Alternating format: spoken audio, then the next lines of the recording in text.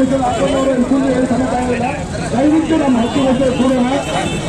ಇವತ್ತು ಕರ್ನಾಟಕ ಸರ್ಕಾರ ಟೂಬಿ ಮೀಸಲಾತಿಯಲ್ಲಿ ಏನು ಮುಸ್ಲಿಮರಿಗೆ 4% ಮೀಸಲಾತಿ ಇತ್ತು, ಆ ಮೀಸಲಾತಿಯನ್ನ ಧರ್ಮ ಜಾತಿ ನಡುವೆ ಬೆಂಕಿ ಹಚ್ಚು ಇದನ್ನು ವಿರೋಧಿಸಿ ಸಮಸ್ತ ಮುಸ್ಲಿಂ ಸಮಾಜದ ವತಿಯಿಂದ ನಾವಿವತ್ತು ಪ್ರತಿಭಟನಾ ಮೆರವಣಿಗೆ ಹಮ್ಮಿಕೊಂಡಿದ್ದೇವೆ.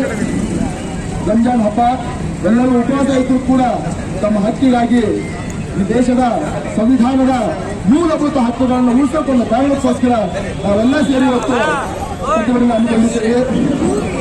ಈ ಪ್ರತಿಭಟನೆಯನ್ನ ಸಮಸ್ತ ಮುಸ್ಲಿಂ ಸಮಾಜದ ವತಿಯಿಂದ ಹಮ್ಮಿಕೊಂಡಿದ್ದೇವೆ. ಇದರಲ್ಲಿ ಎಲ್ಲ ದಲಿತ ಬಂಧುಗಳು, ಲಿಂಗಾಯತ ಬಂಧುಗಳು, ಬೇರೆ ಬೇರೆ ಧರ್ಮದ ಜಾತಿಯ ಬಂಧುಗಳು, ಎಲ್ಲ ಪಕ್ಷಗಳು, ಎಲ್ಲ ಸಂಘಟನೆಗಳು ಸೇರಿ